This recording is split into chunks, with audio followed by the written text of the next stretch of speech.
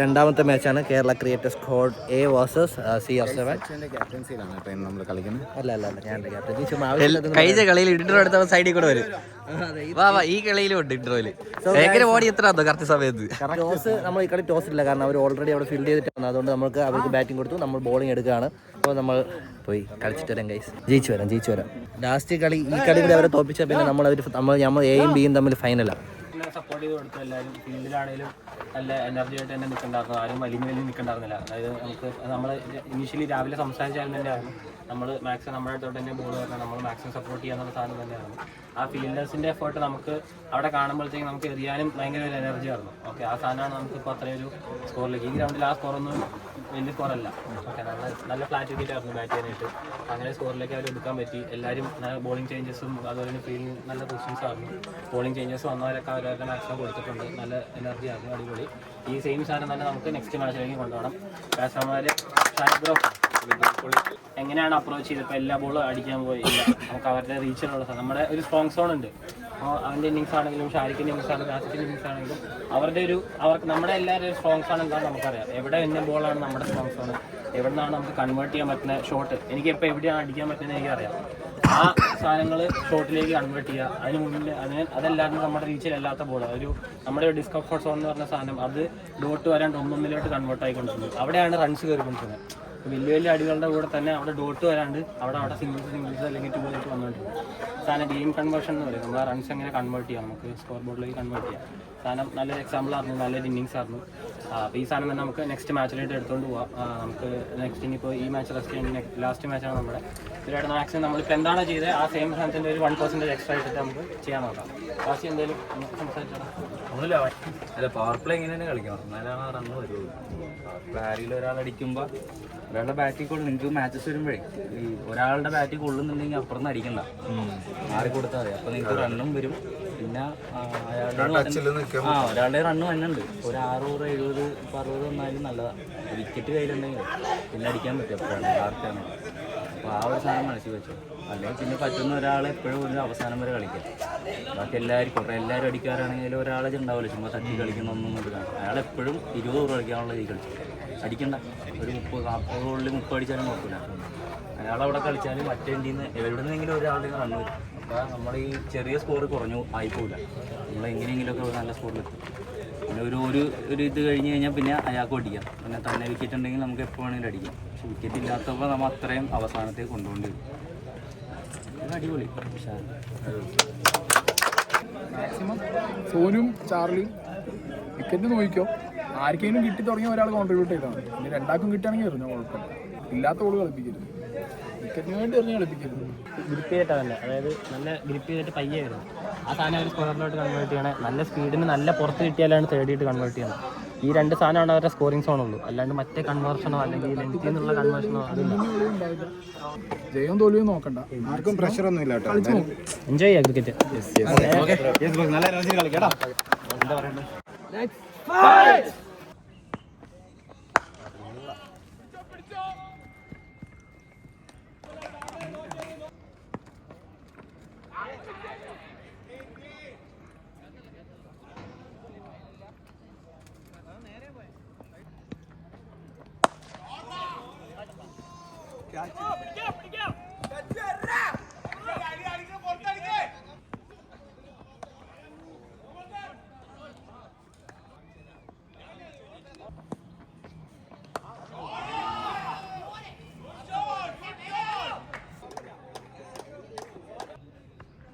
Focus ആണല്ലേ. Off ചെയ്തേക്കട്ടെ.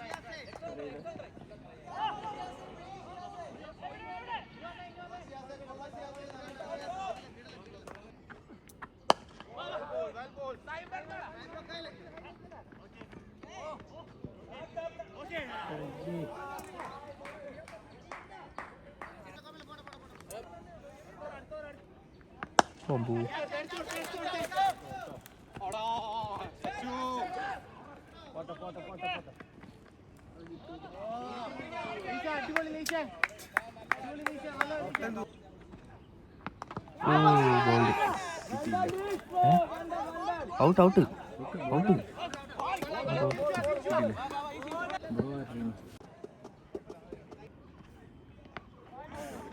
Boundary.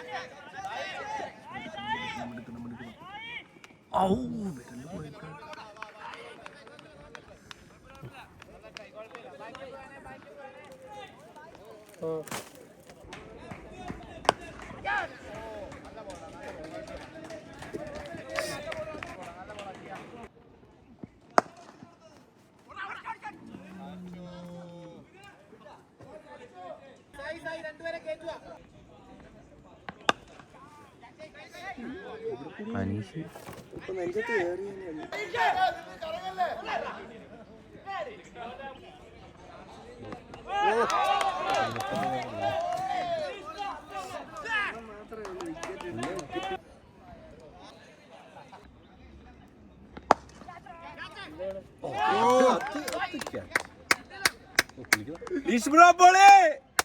Good catch Sai.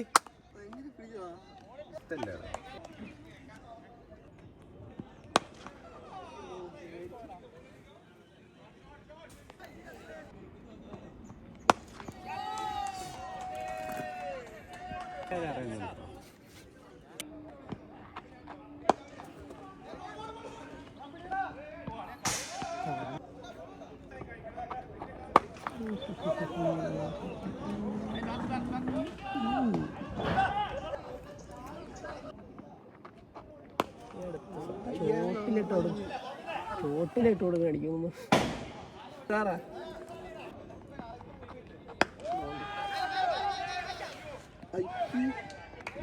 അടിക്കടാ.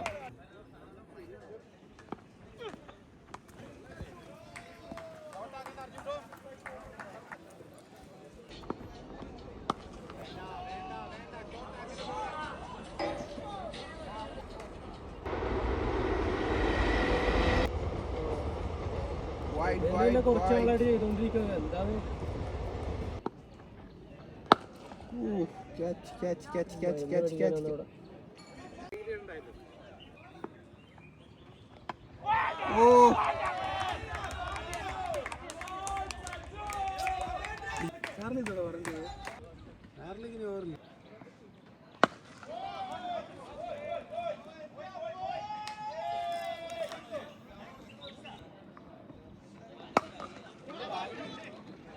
Bat പൊട്ടിയടാ, ബാറ്റ് പൊട്ടി, ബാറ്റ് പൊട്ടി. പറഞ്ഞോട്ടോ.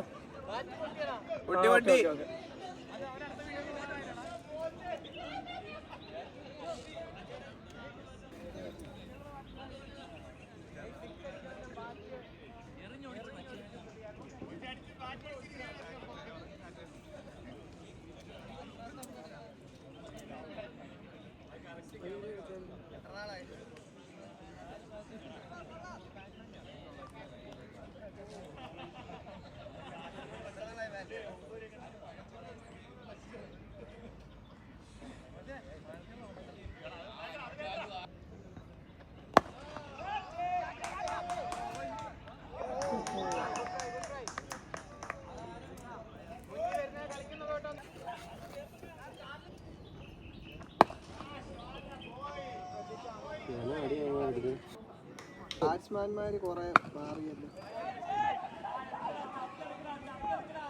അയ്യോ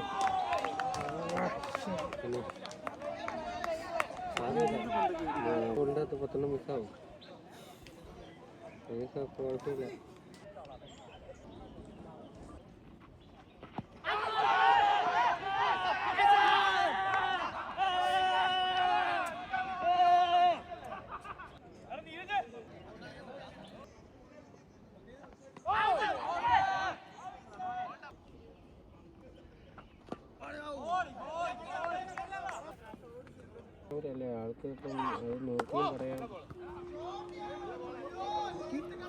സിസ്റ്റം നോക്കി വേണം പറയാൻ വേണ്ടിയിട്ട്.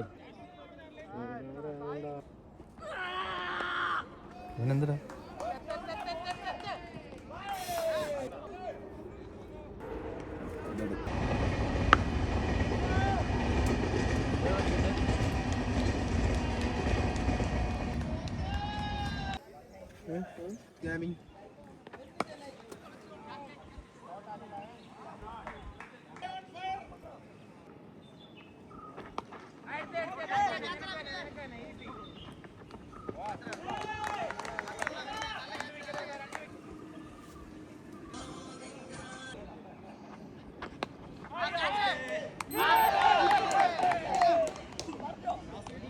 അത് കിട്ടിയില്ല.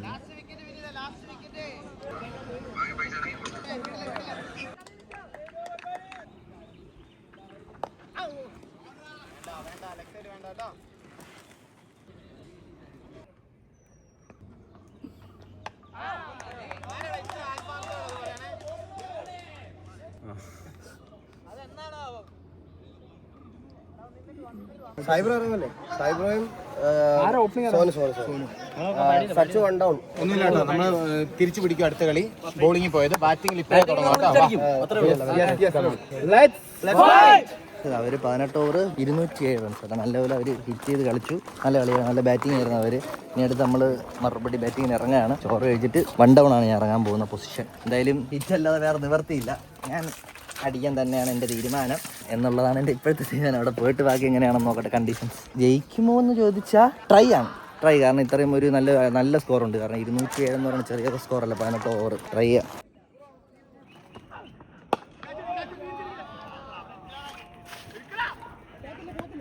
That will be a boundary.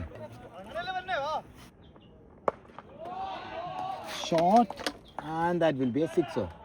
Agent ഒരു കിടിലൻ sixer. That is a good catch. Sai is going back. നമ്മുടെ സ്നൈർ ഒരു കിടിലൻ റിട്ടേൺ ക്യാച്ച്.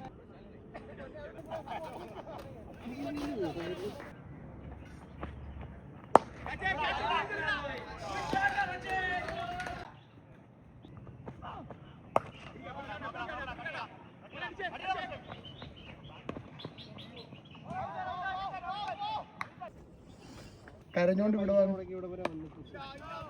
ഷോർട്ടാ പാടിയ നല്ല കളി. വെയിറ്റ് ചെയ്ത് Straight down the ground. What a shot from. താക്കിന്റെ ആയിരിക്കും. കൈ തല്ലി ഓടിക്കണം. Shot. അതടി അടി നല്ല മൈൻഡ് തന്നെ പോലാണ്. ചാർലി പകുതി ചാർലി ചാർലി അല്ല, ചാർലി ഇതൊന്നും കൊടുക്കില്ല.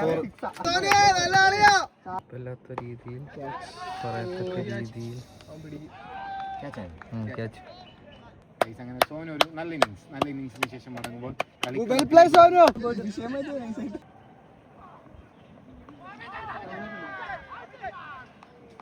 അതായത് നമ്മളൊരു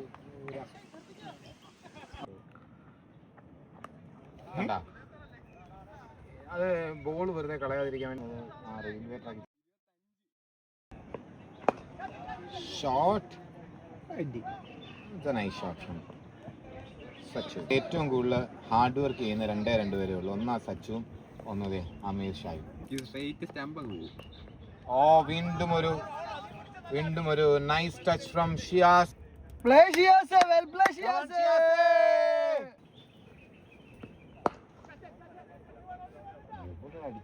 ഓടോ ഫീൽഡറാ. Well fielding ശ്രീരാജേ.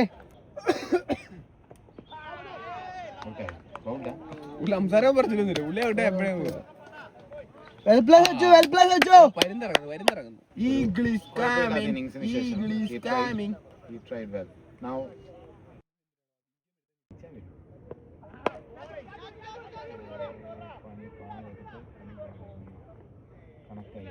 മര്യാദക്ക് പണി.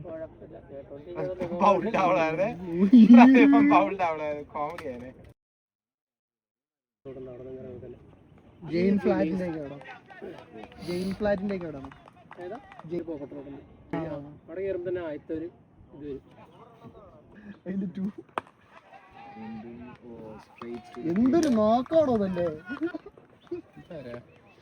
ഈ കളിയില്ല, അടുത്ത കളി. 10 വർഷം ആ കടയും പറഞ്ഞോണ്ടിരിക്കും. ചാർലി അവസരം ഉണ്ട് കേട്ടോ. Shot down the ground, it's a boundary. Gear മാറ്റുവാണെങ്കിൽ മാത്രമേ ഈ വീഡിയോ തിരിച്ചു വരും. കളിച്ചു പഠിക്കുമെന്ന് കേട്ടോ.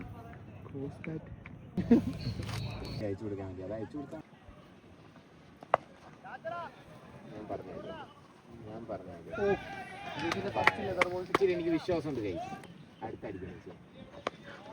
അടുത്തത് 2 2 2 2 2. അടിപൊളി അനീഷേ. അനീഷേ മുത്തേ. ഷിയാസിന് പ്രഷർ ആയിട്ടോ. പക്ഷെ ഓ എടാ എന്നെ നോക്കടാ. Well play ഷിയാസേ. ഷിയ എന്തേലും പറയാനുണ്ടോടാ? ബാറ്റ് പോരുന്നു. നല്ല കളിയായിരുന്നു. 26 ബോളിൽ 25. 6 ബോൾ 25. ഇതൊക്കെ എന്ത് 7000 രൂപ മുതലായോ? ഇനി പാറ് കളി. ഇനി പറവ എത്തുകയാണ്. പറവ മൊട്ടേസിയ. Shot buddy. ആ മൈൻഡ് കളിക്ക്. അടിപൊളി ബോയ്. ഷോട്ട്. ബാറ്റിംഗ് കിട്ടിയ ടീമില് ലാസ്റ്റ് ആയപ്പോ എന്നെ പേടി. ശരിക്കും അവിടെ എന്താ ഫീൽഡ് ഇടാത്തെന്ന് എനിക്ക് മനസ്സിലായില്ല. കുറവാണെന്ന് തോന്നുന്നു ടോട്ടൽ. അല്ലല്ലോ ഷോട്ട്. ആ ഗ്യാപ്പ് അതാണ് മുട്ടയുടെ ഒരു ക്വാളിറ്റി കേട്ടോ. ഫീൽഡർ അങ്ങോട്ട് മാറ്റി അതേ ഗ്യാപ്പിലേക്ക് വീണ്ടും ഒരു മനോഹരം കളിച്ചിട്ടുണ്ട്.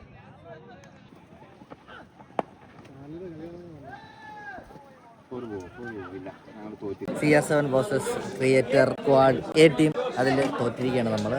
ഒരു 50 സംതിങ് റൺസിനോ 40 സംതിങ് റണ്ണിന് തോറ്റു നമ്മൾ. ബൗളിംഗ് കുറച്ചുകൂടി നമ്മൾ പിടിച്ചിരുന്നെങ്കിൽ നമ്മൾ ജയിച്ചേനെ. എന്തായാലും ഈ കളി ഇവിടെ അവസാനിക്കുന്നു. ഇനി അടുത്ത് Kerala creator squad A versus B ആണ്. അതിൽ നമുക്ക് ബാറ്റിംഗ് ആണ്. അപ്പോൾ അത് അടുത്ത വീഡിയോ വരുന്നതായിരിക്കും.